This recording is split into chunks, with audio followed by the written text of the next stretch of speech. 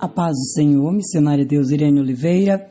Hoje vamos estar lendo os capítulos 7 e 8 de Romanos, a ilustração do casamento. Não sabeis vós, irmãos, pois eu falo aos que conhecem a lei, que a lei tem domínio sobre o homem enquanto ele vive. Porque a mulher que tem marido está ligada pela lei ao marido, enquanto ele viver. Mas se o marido morrer, ela está livre da lei do marido.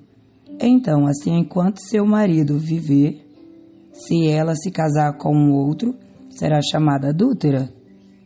Mas, se seu marido morrer, ela está livre da lei e, assim, não será adúltera, mesmo que ela venha se casar com outro homem.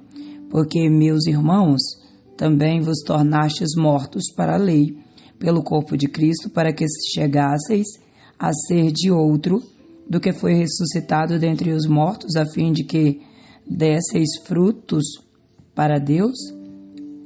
Porque enquanto estávamos na carne, as paixões dos pecados que eram pela lei operavam em nossos membros para trazerem fruto para a morte.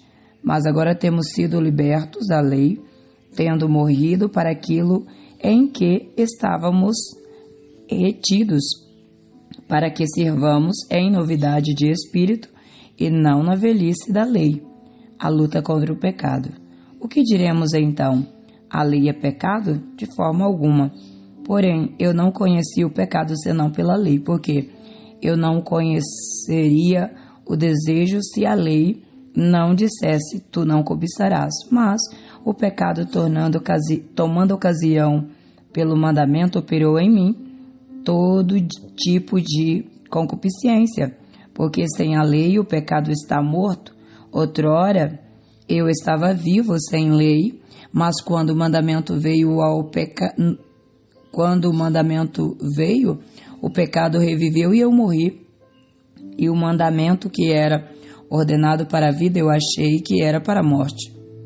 Porque o pecado, tomando ocasião pelo mandamento, me enganou. E por ele me matou. Portanto, a lei é santa e o mandamento santo, justo e bom. Então, o que me é bom tornou-se em morte, de forma alguma. Mas o pecado, para que se mostrasse pecado, operou a morte em mim pelo que é bom, a fim de que pelo mandamento o pecado se tornasse excessivamente pecaminoso, porque nós sabemos que a lei é espiritual, mas eu sou carnal, vendido sob o pecado, porque o que eu faço não o permito, pois o que eu quero, isso não faço, mas o que odeio, isso eu faço. E se eu faço o que não quero, eu consinto que a lei é boa. Então agora já não sou eu quem faço isso, mas o pecado que habita em mim, porque eu sei que em mim, isto é, na minha carne, não habitam coisas boas, pois o querer está presente em mim, mas o executado bem eu não encontro, porque o bem que eu quero fazer não faço, mas o mal que não quero fazer, esse eu faço. Ora, se eu faço o que eu não quero, já não sou eu quem o faz, mas o pecado que habita em mim. Eu acho então essa lei que, quando quero fazer o bem, o mal está presente comigo, pois eu tenho prazer na lei de Deus, segundo o homem interior. Mas eu vejo outra lei nos meus membros, guerreando contra a lei da minha mente e me trazendo cativo debaixo da lei do pecado que está nos meus membros.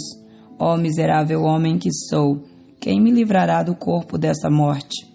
Eu agradeço a Deus por meio de Jesus Cristo, nosso Senhor. Assim, pois, que a mente, eu mesmo sirvo a lei de Deus, mas com a carne, a lei do pecado. Romanos 8. A vida pelo Espírito. Portanto, agora nenhuma condenação há para os que estão em Cristo Jesus, que não andam segundo a carne, mas segundo o Espírito, porque a lei do Espírito de vida em Cristo Jesus me livrou da lei do pecado e da morte. Porquanto, o que a lei não podia fazer, visto como estava fraca pela carne, Deus enviando seu próprio Filho em semelhança da carne pecaminosa e como oferta pelo pecado, condenou o pecado na carne, para que a justiça da lei fosse cumprida em nós, que não andamos segundo a carne, mas segundo o Espírito, porque os que são segundo a carne têm a mente nas coisas da carne, mas os que são segundo o Espírito, para as coisas do Espírito. Porque a mentalidade carnal é morte, mas a mentalidade espiritual é vida e paz. Portanto, a mentalidade carnal é inimizade contra Deus, pois não é sujeita à lei de Deus, nem de fato pode ser. Então, os que estão na carne não podem agradar a Deus, mas vós que estáis na carne, mas vós não estáis na carne, mas no Espírito, se é que o Espírito de Deus habita em vós. Ora, se algum homem não tem o Espírito de Cristo, este não é dele. E se Cristo está em vós, o corpo está morto por causa do pecado, mas o Espírito é vida por causa da justiça. Mas se o Espírito daquele que ressuscitou a Jesus dentre os mortos habita em vós, aquele que ressuscitou a Cristo dentre os mortos também vivificará os vossos corpos mortais pelo seu Espírito que habita em vós. Portanto, irmãos, nós somos devedores, não à carne, para vivermos segundo a carne. Porque se viverdes segundo a carne, morrereis, mas se através do Espírito mortificardes as obras do corpo, vivereis.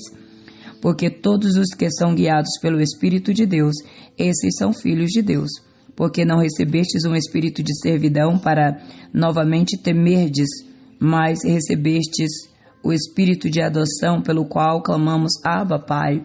O mesmo Espírito dá testemunho com o nosso espírito de que somos filhos de Deus, e se filhos, então herdeiros, herdeiros de Deus e herdeiros com Cristo. E então nós sofremos com Ele, mas também nós sejamos glorificados juntos à glória futura. Por quê?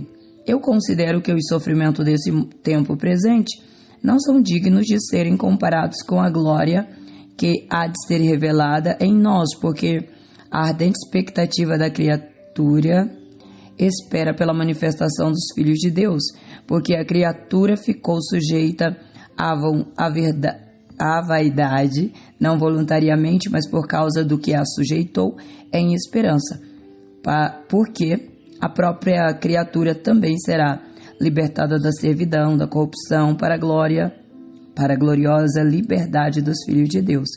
Porque nós sabemos que toda a criação geme e uníssono sofre dores de parto até agora, e não só ela, mas nós mesmos também, que temos as primícias do Espírito, também gememos em nós mesmos, esperando a adoção, a saber, a redenção do nosso corpo, porque somos salvos pela esperança, mas a esperança que se vê não é esperança. Como, pois, esperançar o que um homem vê? Mas se esperamos o que não vemos, então com paciência o aguardamos.